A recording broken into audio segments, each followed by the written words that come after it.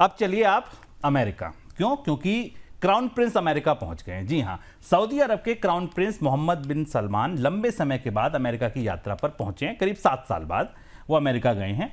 उनके अमेरिका दौरे के दौरान सऊदी अरब और अमेरिका के बीच कई व्यापार समझौते हो सकते हैं। इसके अलावा हथियारों के सौदे होने की संभावना भी है। सर, व्यापार की तो जितनी जरूरत है वो है ही है, लेकिन ये जो यात्रा है इसके आपको लगता है दोनों के रिश्ते सुधरेंगे? डिप्लोमेसी के हिसाब से ये यात्रा बड़ी इंपॉर्टेंट है। ये पहली चीज तो दिलचस्प बात यह है कि एमबीएस को अमेरिका की जरूरत है, अमेरिका को एमबीएस की जरूरत है, तय करना मुश्किल है। ट्रंप को एमबीएस चाहिए या एमबीएस को ट्रंप चाहिए, क्योंकि ट्रंप पहले एमबीएस के यहाँ हो आए हैं, इसी साल गए थे, लंबी डील की है, बोइंग बेच लिए हैं, सब कुछ कर लिया, और उसके बाद अब मोहम्मद बिन सलमान अमेरिका आए हैं।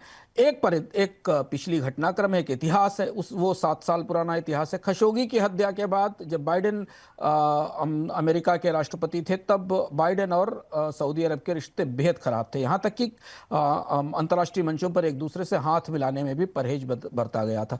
तो डोनाल्ड ट्रंप के लिए तो ये अवसर था कि जो बाइडेन का दुश्मन है वो मेरा दोस्त है, और इसीलिए जो पहली यात्रा डोनाल्ड ट्रंप ने अपने राष्ट्रपति बनने के बाद की थी वो मिडिल ईस्ट की और सऊदी अरब की थी।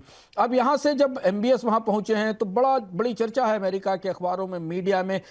एक तो सऊदी अरब के प्रिंस का अपना जीवन स्तर बहुत ही ऊंचा और बहुत भव्य और ऑपुलेंस होती है, उतनी ही ऑपुलेंस के साथ डोनाल्ड ट्रंप ने उनका स्वागत भी किया है, क्योंकि डोनाल्ड ट्रंप के तमाम बिजनेस इंटरेस्ट भी, निवेश भी, उनकी कंपनी के भी निवेश और बिजनेस इंटरेस्ट अमेरिका में है। लेकिन 2 महत्वपूर्ण चीजें जो यहाँ से निकल कर आई हैं वो ध्यान देने वाली हैं। एक तो ये कि अमेरिका ने सऊदी अरब को मेजर नॉन नाटो एलाई का दर्जा दिया है।